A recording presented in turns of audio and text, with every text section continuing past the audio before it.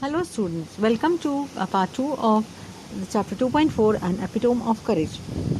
हमने देखा कि किस तरह से डॉक्टर स्टीफन हॉकिंग का पूरा जो नर्वस सिस्टम था, उनकी जो मसल्स थी वो वीक हो चुकी थी और वो ये भी बता रहे हैं कि जो बहुत छोटे थे, his muscle coordination was nothing to write home about. उनका जो मांसपेशियों का कोऑर्डिनेशन था, समन्वय था, वो बहुत ही कम था.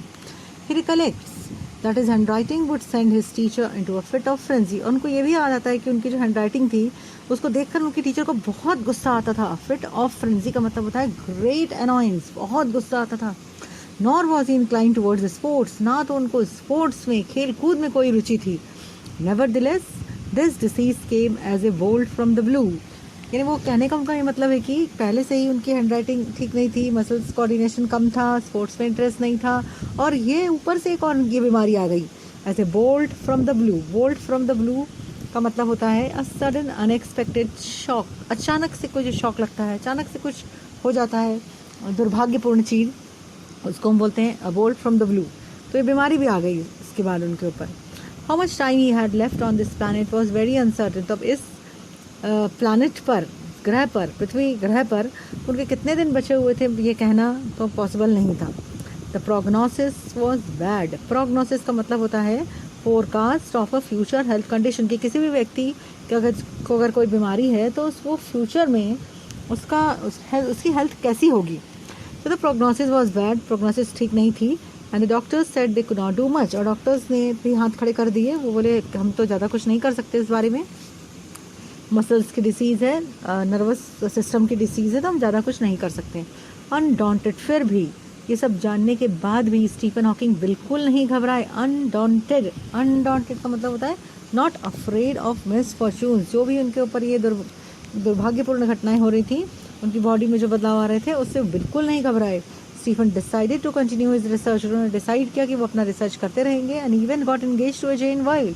और यही नहीं, उन्होंने सगाई भी कर ली जेन वाइल्ड के साथ. Hawking says that ironic as it may sound. उनको वो बोलते हैं कि ये बहुत ही विचित्र लगेगा आपको सुनने में. It is a dismal stage. ऐसे वक्त पर, ऐसे उद्वेगजनित, यानी ऐसे कठिन समय पर he began enjoying life the most. उन्होंने अपनी लाइफ को सबसे ज़्यादा एंजॉय करना स्टार्ट कर दिया. This he says was because he started living life for the moment. ये ऐसा क्यों था? क्योंकि उन्होंने उस क्षण को एंजॉय करना स्टार्ट कर दिया. And continues with doctoral research. और अपना जो उनका जो शोध प्रबंध का कार्य था उसको कंटिन्यू किया विद रिन्यूड विगर. नए उत्साह के साथ वो अपना शोध कार्य में लग गए, बिल्कुल नहीं घबराए. और आप भी बच्चों से सीखेंगे कि कितनी भी मुसीबतें आएँ, आपको घबराना नहीं है. In the meanwhile the disease worked its way into Stephen's body. और इसी बीच क्या होता गया, वो जो उनकी बीमारी थी वो बढ़ती गई धीरे धीरे. And left him disabled. और एक तरह से वो अपंग टाइप के हो गए. He began studying the concept of black holes. और उन्होंने ये कंसेप्ट था जो ब्लैक होल्स का, कृष्ण विवर, उसको हिंदी में बोलते हैं कृष्ण विवर, इंग्लिश में बोलते हैं ब्लैक होल्स. ये जो उसका कंसेप्ट था ब्लैक होल्स का, इसके ऊपर वो स्टडी कर रहे थे टू गेट हिज PhD. अपनी PhD डिग्री के लिए इसके ऊपर स्टडी कर रहे थे. जो ब्लैक होल होता है वो क्या होता है?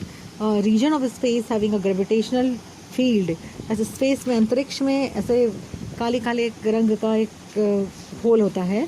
उसका जो ग्रेविटेशनल पावर होता है, गुरुत्वाकर्षण शक्ति उसमें इतनी ज़्यादा होती है दैट नो मैटर और रेडिएशन स्केप. तो कुछ भी अगर उसके पास ज़्यादा है तो वो उसी में समा जाता है. तो इन ब्लैक होल्स के बारे में वो स्टडी कर रहे थे. By this time he was confined to a wheelchair. अब इस समय तक क्या हो गया था, वो पूरे व्हील चेयर पर डिपेंडेंट हो गए थे, व्हील चेयर पर ही बैठे रहते थे. And was rapidly losing control of his hands and speech. और जल्दी, बिल्कुल तेज़ी से उनकी जो कंट्रोल था अपने हाथ के ऊपर और वाणी के ऊपर, वो सब धीरे धीरे कम होता जा रहा था. The study of black holes sparked his imagination with bright ideas. जब उन्होंने स्टडी करना स्टार्ट किया ब्लैक होल्स की, तो उनकी कल्पना शक्ति में और नए नए विचार आए.